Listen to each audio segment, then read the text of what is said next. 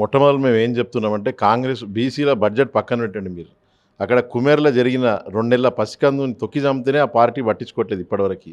నకిలీ మొత్తం నకిలీ ఫోరెన్సిక్ సర్టిఫికేట్లు రిలీజ్ చేసి నార్మల్ చావని చెప్పి ఇప్పటివరకు కూడా అరెస్టులు చేయలేదు ఈ కాంగ్రెస్ పార్టీ.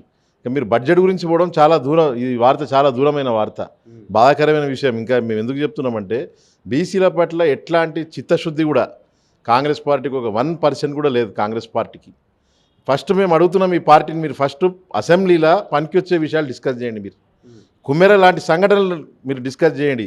బ్రోకర్లు, కాలేజ్ యజమానులు, మెడికల్ కాలేజ్ యజమానులు, బ్రోకర్ నా కొడుకులు, వాళ్ళు మాట్లాడే పిచ్చి జోకులు, పిచ్చి వాటి కోసం సర్కస్ చేయకండి అసెంబ్లీని దయచేసి. మీరు ప్రజలకు సంబంధించిన అంశాలు, కుమ్మెర లాంటి అంశం, ఈ రాష్ట్రం అప్పులపాలు ఎందుకయిందో మేము రేవంత్ రెడ్డి గారిని అడుగుతున్నాం. మేము 80% బీసీ ఎస్సీ ఎస్టీలు ఉన్న రాష్ట్రం, మీరే అన్నారు కదా ముఖ్యమంత్రి అయితే అప్పులపాలు ఎందుకయిందో వైట్ పేపర్ రిలీజ్ చేస్తాం, మేము మొత్తము ఇది చేస్తామని ఈ ముఖ్యమంత్రి గారు చెప్పారు. కాబట్టి వైట్ పేపర్ రిలీజ్ చేయండి, ఎందుకు అప్పులపాలైంది, దానివల్ల మానవ వనరులు ఎంత డెవలప్ అయినాయి ముఖ్యమంత్రి గారిని మేము అడుగుతున్నాం.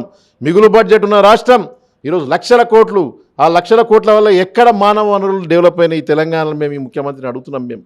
మీరు చేస్తే చేయండి అప్పులు, ఫిజికల్ ఎఫ్ఆర్బిఎం ఏదైతే పరిమితి ఉంటుందో, ఫిజికల్ డెఫిసిట్ ఏదో పరిమితి ఉంటుందో దాని ప్రకారం మీరు చేయండి, కానీ రిజల్ట్ చూపించండి మేము అడుగుతున్నాం. మానవ వనరులు, స్కిల్ డెవలప్మెంట్ ఎక్కడైంది ఈ రాష్ట్రంలో, స్కిల్ డెవలప్మెంట్ ఎక్కడైతుంది? పాఠశాలలు బంద్ అవుతున్నాయి ఈ రాష్ట్రంలో. బడుగు వర్గాలు చదివే పాఠశాలలు గ్రామాల్లో కేసీఆర్ ఉన్నప్పుడు 6,000, మీరు ఉన్నప్పుడు 1,500, 2,000 పైన మీరు ఓపెన్గా చెప్తున్నారు మేము బంద్ చేసి పడేస్తాం పాఠశాలలు అని చెప్తున్నాం. ఆఫ్రికా దేశాల్లో వరల్డ్ బ్యాంక్ తెచ్చుకొని ఫండింగ్ తెచ్చుకొని వాళ్ళు పాఠశాలలు ఓపెన్ చేస్తున్నారు. రేవంత్ రెడ్డి గారు కళ్ళు తెరవండి. మీరు మీ కేసీఆర్ ఆత్మ మీ శరీరంలో ఎంటర్ అయిందని మేము భావిస్తున్నాం.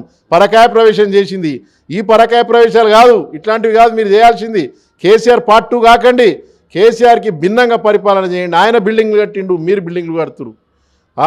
ఇవే పనులు మీరు చేసుకుంటూ కూర్చుంటు తప్ప కాంట్రాక్టర్లకి మేలు చేకూర్చే పెద్ద పెద్ద భవనాలు ఎవరు అడుగుతురు? గ్రామాల్లో ఉన్న పాఠశాలల టీచర్లను పెంచండి. మీరు ఏమైనా పోయేది ఉందా? మీ సొమ్మేమైనా కరిగిపోతుందా?